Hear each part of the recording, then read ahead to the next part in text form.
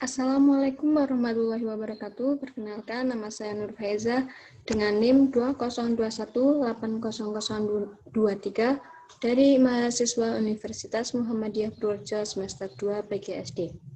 Di sini saya akan sedikit menjelaskan tentang sejarah dinamika kurikulum di Indonesia. Yang pertama yaitu sejarah pendidikan kurikulum di Indonesia. Sejarah ini dimulai jauh sebelum Indonesia merdeka, yang mana dilakukan oleh lembaga pendidikan pesantren. Kemudian setelah Indonesia ini merdeka, yang mana dimiliki oleh lembaga sekolah yang dikelola sendiri. Karena sebelum kemerdekaan sistem persekolahan dikuasai oleh penjajah.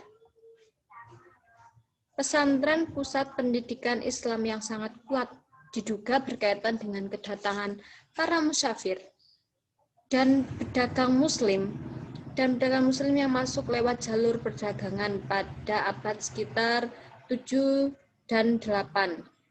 Kemudian pada abad ke-11, Islam sudah masuk ke pulau-pulau di Nusantara dan kemudian mulai intensif menyebar pada abad ke-13 sampai dengan ke abad 17. Sekolah pertama didirikan di Jakarta pada tahun 1617 pada masa VOC, yang mana mempunyai tujuan yaitu bertujuan untuk mencetak lapangan kerja yang kompeten pada VOC. Sistem pendidikan ini dikuasai oleh penjajah dan baru setelah merdeka Indonesia baru mulai mengelola sekolah sendiri. Istilah kurikulum populer sejak tahun 1950 di Indonesia, yang dimana mengenal istilah dengan kurikulum yang lebih akrab dengan istilah rencana pembelajaran. Rencana pembelajaran terurai tahun 1957 dan kurikulum rencana pendidikan tahun 1964. Yaitu pada fase ini pendidikan sudah mulai menata tujuannya. Fokus rencana pembelajarannya tidak hanya pendidikan watak dan perilaku saja, tapi juga aspek kognitif sudah mulai diperhatikan lagi. Silabus pembelajarannya juga sudah cukup jelas. Seorang guru mengajar satu mata pelajaran supaya tidak ribet. Dan juga pada masa itu juga dibentuk dengan bentuk jelas kelas masyarakat. Setelah itu yaitu kurikulum 1968. Kurikulum ini dilahirkan oleh pemerintah dengan harapan untuk melakukan perbaikan dengan peningkatan mutu pendidikan, karena kurikulum yang berlangsung sebelumnya itu terkesan masih diwarnai oleh kepentingan tertentu yang cenderung mengkomodir, yang belum sejalan dengan jiwa Undang-Undang 1945. Sedangkan pada kurikulum 1994 merupakan penyempurnaan dari kurikulum sebelumnya, yang dimaksudkan yaitu untuk menjawab kebutuhan sosial di masa depan hingga kebutuhan alihan yaitu tertentu sebagai bagian modal melakukan kehidupan secara mandiri. Kurikulum ini dibuat untuk penyempurnaan kurikulum 1984 dan dilaksanakan sesuai dengan Undang-Undang Nomor 2 Tahun 1989 tentang Sistem Pendidikan Nasional. Hal ini berdampak pada sistem pembagian waktu pembelajaran, yaitu mengubah dari sistem semester ke sistem catur wulan. Pada pelaksanaan kurikulum 1994, kurikulum mempunyai beberapa persoalan yang dihadapi, sehingga pada mendorong para pembuat kebijakan untuk menyempurnakan kurikulum.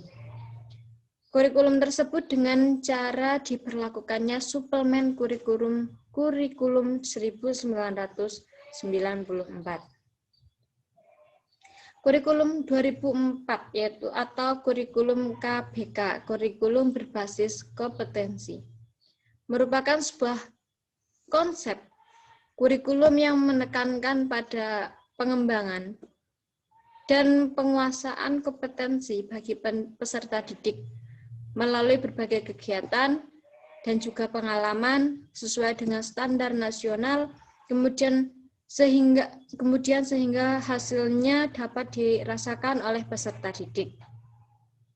Kompetensi memiliki landasan yang kuat yang mana dibangun di atas domain pengajaran yaitu kognitif, efektif, dan juga psikomotor. Pengembangan KBK atau kurikulum berbasis kompetensi sedikitnya mencakup 3 langkah kegiatan, yaitu mengidentifikasi kompetensi, mengembangkan struktur kurikulum, dan juga mendeskripsikan mata pelajaran. Sedangkan kurikulum 2006 yaitu atau KTSP, kurikulum tingkat satuan pendidikan, yaitu kurikulum operasional yang tersusun dilaksanakan oleh masing-masing satuan pendidikan. KTSP resmi diberlakukan secara nasional dengan terbitnya PP nomor 19/2005 dan Pemdiknas nomor 24 tahun 2006. KTSP merupakan bagian yang tidak terpisahkan dari sistem. Standar kompetensi lulusan satuan pendidikan adalah kualifikasi kemampuan lulusan yang mencakup pengetahuan, keterampilan, dan juga sikap. Sedangkan kurikulum 13 yaitu kurikulum terbaru yang mulai diterapkan pada tahun 19 yang diterapkan pada tahun ajaran 2013 atau 2014. Pengembangan kurikulum 2013 ini diharapkan mampu menghasilkan insan Indonesia yang produktif, kreatif, inovatif, aktivis, dan juga melalui penguatan sikap, keterampilan, dan juga pengetahuan untuk terintegrasi. Standar proses yang semula terfokus pada eksplorasi, elaborasi, dan konfirmasi dilengkapi dengan mengamati, menanya, mengelola, menyajikan, menyimpulkan, dan juga mencipta. Yaitu kurikulum 2013 didorong oleh beberapa hasil studi internasional tentang kemampuan peserta didik di Indonesia dalam kancah internasional. Ya, sekian presentasi dari saya, kurang lebihnya mohon maaf. Banyak kesalahan mohon maaf. Wassalamualaikum warahmatullahi wabarakatuh. Terima kasih.